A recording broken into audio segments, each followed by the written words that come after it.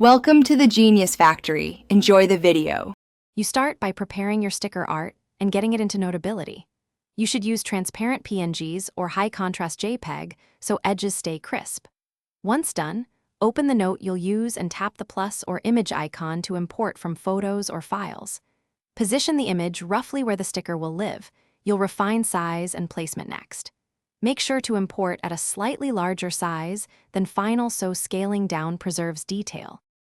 Now refine the sticker so it reads well on paper or background. Use the selection lasso to crop away excess canvas and to move the image.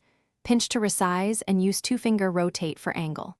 Once scaled, create a new layer or use the pen tool to add a white stroke or drop shadow to make the sticker pop.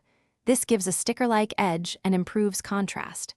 If you need color tweaks, redraw small highlights by hand. These fixes are why starting slightly larger helps. Finish by making your sticker reusable and resilient. Select the sticker and copy-paste to duplicate or group multiple stickers to move several at once.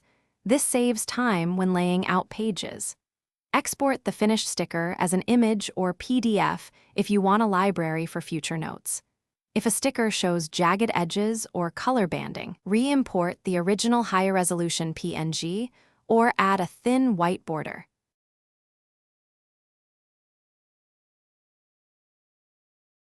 Thanks for watching. If you found this helpful, don't forget to like and subscribe.